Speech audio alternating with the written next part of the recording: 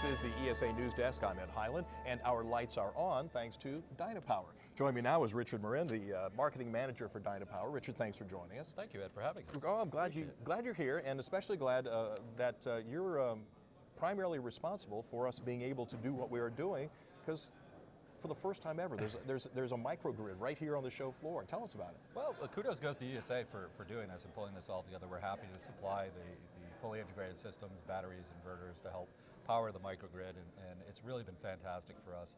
The reaction of people coming up, seeing the equipment, seeing it working, and saying such things as, it's so quiet, I can't believe how quiet it is, or this is just fantastic, actually seeing the green light on the equipment, as opposed to many shows you'll go and there'll be equipment, but it's not working equipment. So this has been really fantastic for us in terms of engaging with customers and for the first time really being able to show them something that's not necessarily in the field, but before them, that's operating.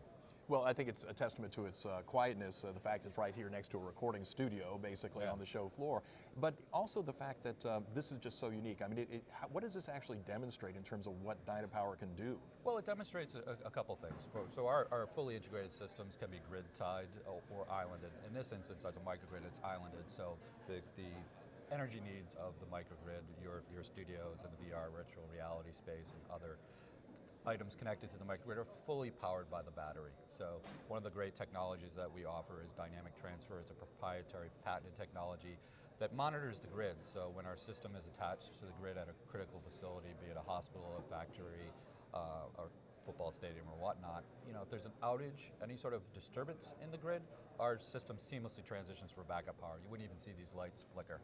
So that's an amazing thing for folks to have, that grid resiliency that's available to them through systems like this. And I think this system is able to show what you can do with batteries in a very salient way that people can see and appreciate. Give us some idea on the reaction, though, folks here on the show floor. Oh, it's been fantastic.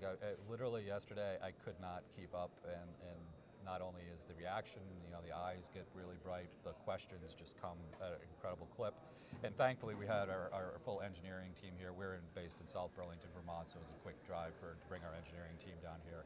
And some of the questions were just amazing that we were able to instantly turn to some of our developers and say, here's the guy who developed the code for that, and you should talk really to them and really engage with customers. And I think the customers really appreciate that, actually, being able to ask those technical questions and get very specific responses to their needs and their queries. So it's absolutely fantastic. We were talking earlier about the difference a couple of years has made in terms of your attendance here and what you've seen. Yeah, I think this is my third ESA, and the first ESA, the first one's always new, but there was, it was more talking about potential projects. We have this opportunity. Now we've got these projects, we need this gear. Can you provide it, and how quickly can you get it to us? So that's a huge sea shift. And for us coming into the show, we were very fortunate to be able to announce 40 megawatts of storage that we're building right now at our facility that's going to New Jersey this summer. So we had a lot of momentum coming into the show, but I think we really feel that we have even more momentum leaving the show, and I think that's a testament to where the ESA's work and their commitment to the industry. I was going to say, how is ESA really integrating with you to make this all happen? They've been fantastic. This is the first year we've done the microgrid. I think we've learned together, and we already have ideas to improve when we head to Phoenix next year, maybe get some renewables attached to the grid, have it outdoors potentially.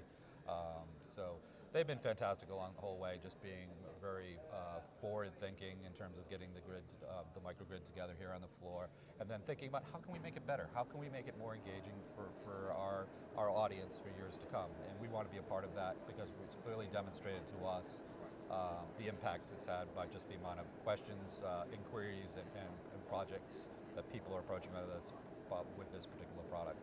Well, we're happy you're here, and we're happy the lights are on and nice and bright. We haven't had a flicker since we've been here for the last couple of days, and we look forward to hearing more about what's going to be happening in the world of Dynapower. Great, thank you, Ed. Richard, thank you so much. Appreciate your time. And this is the ESA News Desk.